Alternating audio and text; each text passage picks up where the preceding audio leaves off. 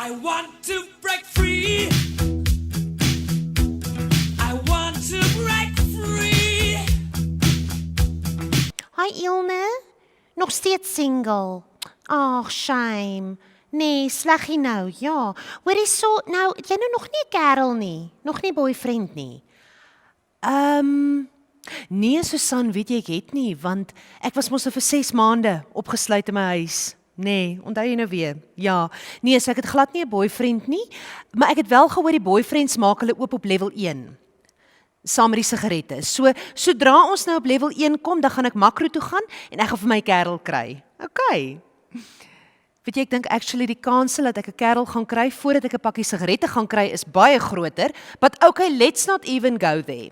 Moeg vir Netflix en chill, ek is terug en hierdie keer met 'n heerlike tong in die kies giggel in jou mou COVID Go show.